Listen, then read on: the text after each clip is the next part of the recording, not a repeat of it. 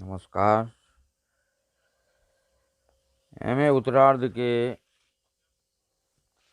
द्वितीय प्रश्न पत्र में कुरुक्षेत्र की अगली श्रृंखला में हम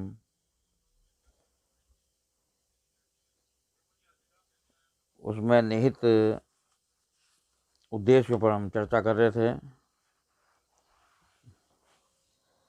आज हम उसके आगे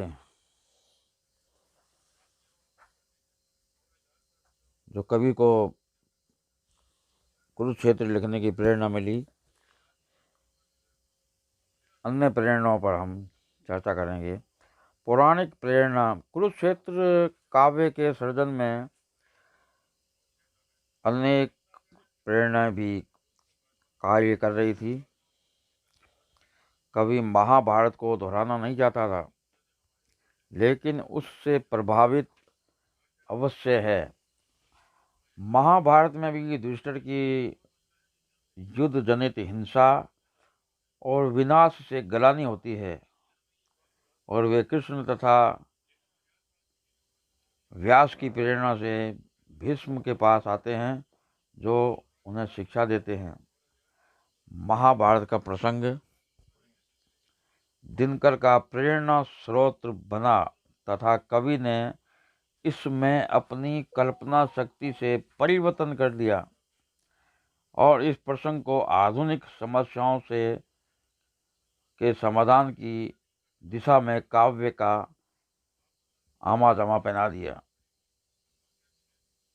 भीष्म को एक व्यावहारिक राजनेता के रूप में प्रस्तुत करने की प्रेरणा भी कवि को महाभारत से ही मिली है। इतिहास की दृष्टि से कलिंग विजय के बाद अशोक को भी युद्धों के प्रति ऐसी ही आत्मग्लानि हुई थी। हो सकता है कुरुक्षेत्र में वर्णित युधिष्ठिर की आत्मग्लानि पर कलिंग की विजय का भी प्रभाव हो। फिर भी यह तो स्पष्ट ही है कि इस काव्य का मूल प्रेरणा स्रोत महाभारत ही है। गीता की प्रेरणा। दिनकर के काव्य कुरुक्षेत्र पर गीता का प्रभाव स्पष्ट रूप से दिखाई देता है। युधिष्ठिर ने युद्ध के बाद विनाश और सब जनों की मृत्यु से दुखी होकर भीष्म पितामह के सामने सन्यासी बनकर वन में चले जाने की इच्छा जाहिर की। तब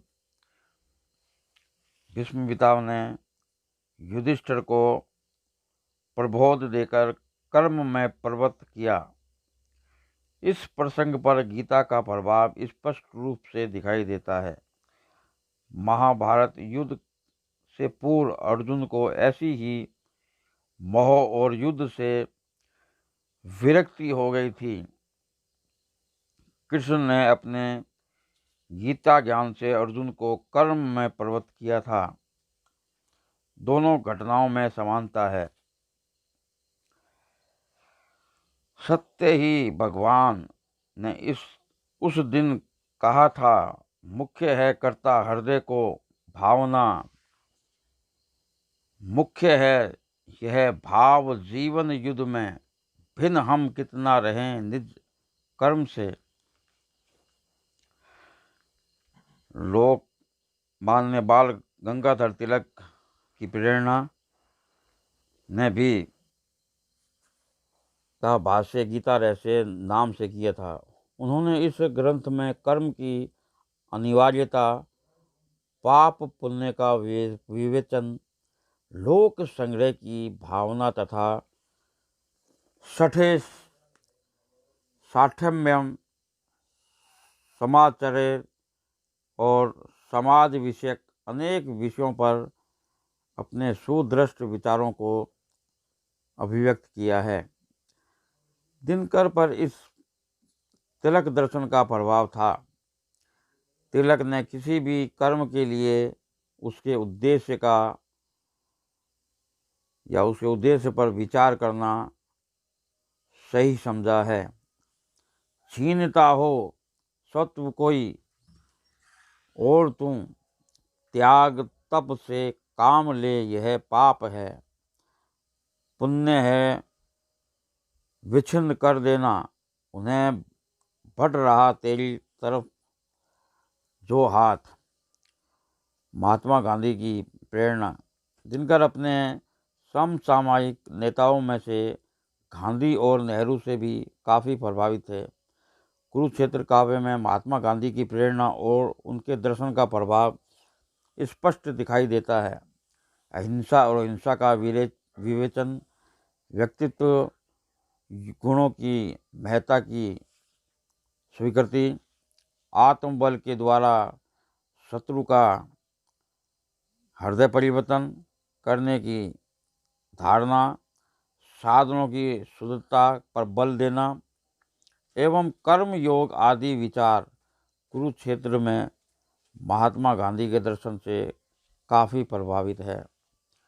अहिंसा का प्रचार प्रसार दिनकर ने भीष्म के द्वारा किया है।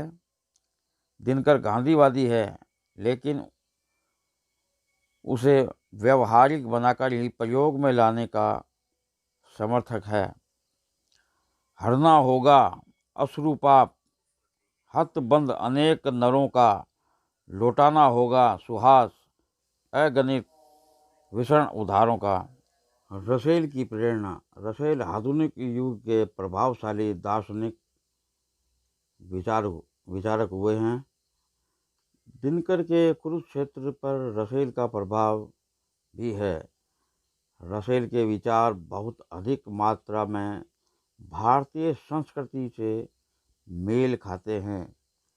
विज्ञान के प्रति सतर्क, निरपेक्षता, विज्ञान का उपयोग लोक मंगल के लिए करना, पाप पुण्य न्याय के लिए क्रांति की आवश्यकता है।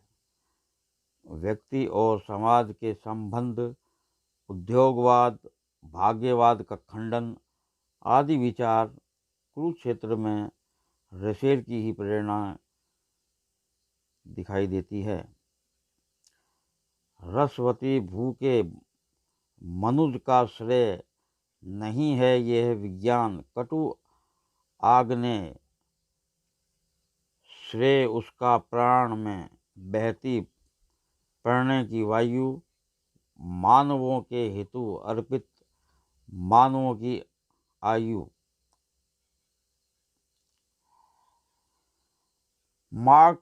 मार्क्सवाद की प्रेरणा। सन 1917 ईस्वी में ही रूस में साम्यवादी क्रांति हो चुकी थी और मार्क्स विचारों को राज्य व्यवस्था में प्रयोग में लाने के प्रयास चल रहे थे। मार्क्सवाद के प्रभाव से विश्व भर में वर्ग संघर्ष को स्वीकार किया गया और शोषकों के विरुद्ध क्रांति का बिगुल बजाया गया। दिनकर ने साम्यवाद के द्वंद्वात्मक भौतिकवाद आदि पर ध्यान नहीं दिया, किंतु प्रगतिशील समानता पर आधारित समाज की रचना का उद्घोष उन्होंने कुरुक्षेत्र में भी किया है।